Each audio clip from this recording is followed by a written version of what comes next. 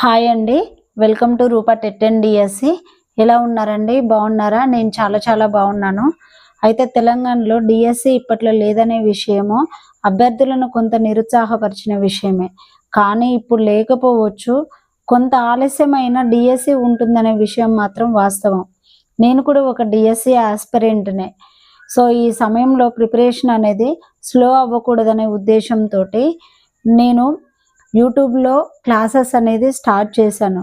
So నేను motivate అవుతూ మిమ్మల్ని కూడా మోటివేట్ చేయాలన్న ఆలోచనతోటి ఈ వీడియోస్ చేస్తున్నాను. నా వీడియోస్ని ఆదరించి లైక్ చేసి సబ్స్క్రైబ్ చేసుకోండి. క్లాస్లోకి వెళ్ళిపోదాము. అయితే మనము లాస్ట్ వీడియోలో 5th క్లాస్ నుంచి మనం చెట్లను పెంచుదామనే లెసన్ చెప్పుకున్నాము. సో ఈరోజు ఈ వీడియోలో పౌష్టికాహారం గురించి చూద్దాము. సో టెక్స్ట్ బుక్ కంటే నేను ప్రతి పాయింట్ డిఎస్సికి మనకు ఎంతవరకు అవసరమో అంతవరకు నేను చూడండి ఈ విధంగా నోట్స్ ప్రిపేర్ చేశాను. ఏ ఒక్క పాయింట్ మిస్ అవ్వకుండా నోట్స్ ప్రిపేర్ చేశాను. సో నోట్స్లో చూద్దాము.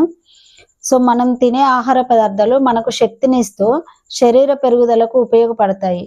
చిరుధాన్యాలు శక్తినిచ్చే ఆహార పదార్థాలు. అసలు చిరుధాన్యాలు అంటే ఏమేమి ఉంటాయో చూద్దాము. వరి, గోధుమలు, జొన్నలు, మొక్కజొన్నలు, తైదలు, వీటినే రాగులని కూడా అంటారు. తైదలనే రాగులని అంటారు. సజ్జలు, సామలు, కొర్రలు, వీటిని చిరుధాన్యాలని అంటారు.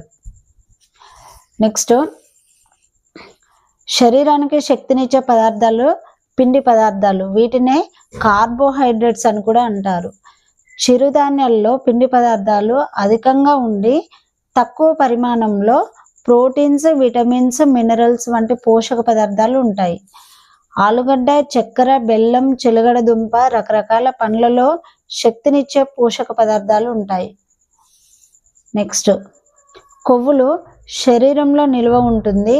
అదనపు శక్తి అవసరమైనప్పుడు కొవ్వుల రూపంలో నిల్వ ఉన్న శక్తి ఉపయోగపడుతుంది.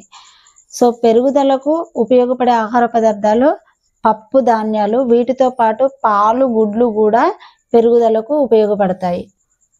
శనగలు, పెసళ్ళు, మినుములు, కందులు, బఠానీలు, చిక్కుడు గింజలు మొదలగినవి పప్పు ధాన్యాలు. వీటితో పాటు గుడ్లు, మాంసం తినడం ద్వారా శారీరక పెరుగుదల జరుగుతుంది. సో మన శరీరంలో ఎప్పటికప్పుడు కొన్ని కణాలు చనిపోతూ వాటి స్థానంలో కొత్త కణాలు పుడతాయి.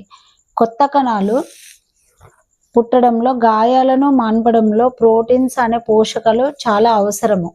సో ఈ ప్రోటీన్స్ అనేది పప్పు ధాన్యాల్లో అధికంగా ఉండి తక్కువ పరిమాణంలో పిండి పదార్థాలు అంటే స్టార్చ్, విటమిన్లు, ఖనిజ లవణాలు అంటే మినరల్స్ ఉంటాయి.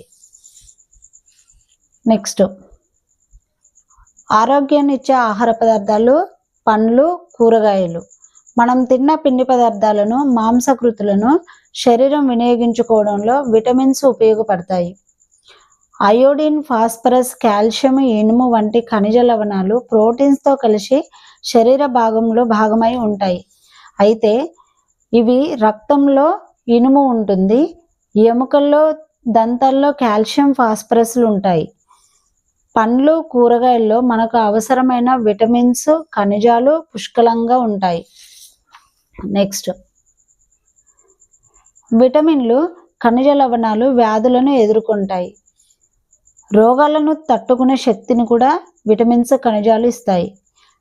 సో ఇవి రెండు విటమిన్స్, ఖనిజ లవణాలు మన ఆరోగ్య సంరక్షకాలు.